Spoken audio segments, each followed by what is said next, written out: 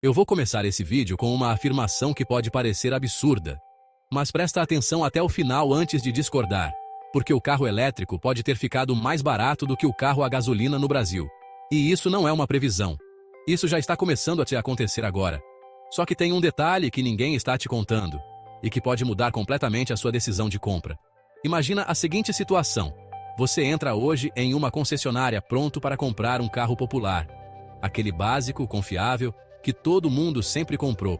E de repente você descobre que pelo mesmo preço, ou até menos, existe um carro elétrico 0 km te esperando. Na hora vem aquele choque, aquele pensamento automático. Isso não pode ser verdade. Mas é aí que começa a virada de chave que está acontecendo no mercado automotivo mundial. E principalmente aqui no Brasil. Porque durante muitos anos, o carro elétrico sempre foi tratado como um luxo, algo distante, caro, quase inacessível para a maioria das pessoas. Só que isso mudou, e mudou rápido.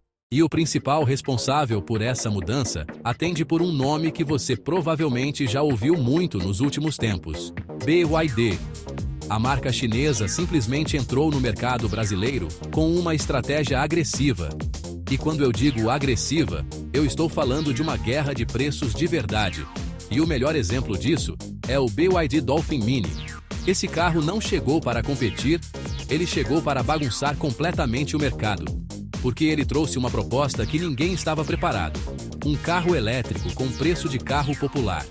E é exatamente aqui que o jogo começa a virar. Porque quando você coloca lado a lado um carro a combustão tradicional e um elétrico com praticamente o mesmo preço, a decisão deixa de ser óbvia. E é nesse momento que muita gente começa a se fazer a pergunta mais importante de todas: por que eu ainda compraria um carro a gasolina? E calma, porque antes de você sair correndo para comprar um elétrico, existe uma camada dessa história que precisa ser entendida e que quase ninguém explica direito. Mas antes disso, deixa eu te mostrar o cenário completo. Hoje, modelos como o Dolphin Mini já aparecem na faixa de preço de carros populares bem equipados. E isso por si só já seria suficiente para chamar a atenção. Mas o que realmente está chocando o mercado é o que vem logo atrás. Porque já existem carros elétricos sendo anunciados com preços ainda mais baixos, chegando perto da casa dos R$70 mil. Sim, isso mesmo. Preço de carro usado. Preço de entrada de mercado. E isso muda completamente a lógica que a gente conhecia até agora. Porque o maior problema do carro elétrico sempre foi o preço de entrada. Mas quando essa barreira começa a cair, tudo muda. A conversa muda, a comparação muda. E principalmente, a decisão do consumidor muda. Agora vamos entrar na parte que realmente importa. O uso no dia a dia. Porque não adianta ser barato na compra e caro na prática. E é aqui que o carro elétrico começa a ganhar ainda mais força. Pensa na sua rotina: trabalho, mercado, compromissos, trânsito urbano. A maioria das pessoas roda distâncias relativamente curtas todos os dias, e carros elétricos como o Dolphin Mini já entregam autonomia suficiente para cobrir esse tipo de uso com tranquilidade. Ou seja, para o uso urbano, ele resolve. E quando resolve, começa a surgir uma outra comparação ainda mais poderosa: o custo por uso. Porque enquanto o carro a gasolina depende de um combustível que não para de subir, o carro elétrico depende de energia. E dependendo de como você carrega esse carro, principalmente em casa, o custo pode ser muito menor mesmo. E aí entra um ponto que muita gente ignora: a manutenção. Porque um carro elétrico tem muito menos peças móveis. Não tem troca de óleo, não tem sistema de escapamento, não tem várias coisas que simplesmente deixam de existir. E isso reduz custo, reduz dor de cabeça e aumenta a previsibilidade.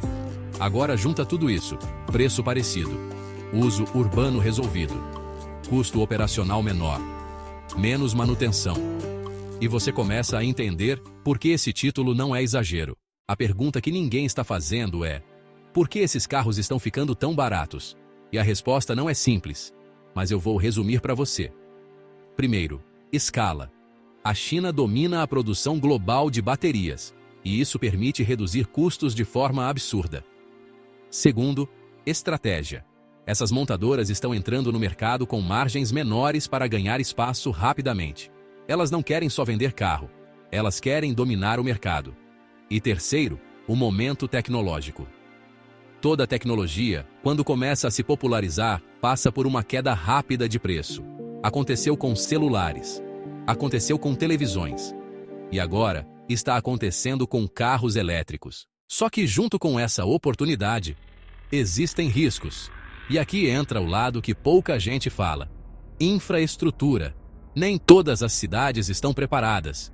Dependendo de onde você mora, carregar o carro pode não ser tão simples. Outro ponto importante, revenda. O mercado ainda está se ajustando. E ninguém sabe exatamente como esses carros vão se comportar daqui a alguns anos no mercado de usados. E claro, a bateria. Apesar da evolução enorme, ainda existe um receio natural sobre durabilidade e custo de substituição. E isso precisa ser considerado. Agora me responde com sinceridade. Com tudo isso que você viu até agora, você ainda acha que o carro a gasolina é a escolha óbvia? Ou será que a gente está presenciando uma mudança histórica? Porque uma coisa é certa, o mercado nunca mais vai ser o mesmo. E talvez a gasolina esteja começando a perder espaço de verdade. Não no futuro, mas agora. Se você chegou até aqui, já comenta aqui embaixo qual você escolheria hoje, gasolina ou elétrico. Porque isso ajuda muito a entender o que vocês estão pensando.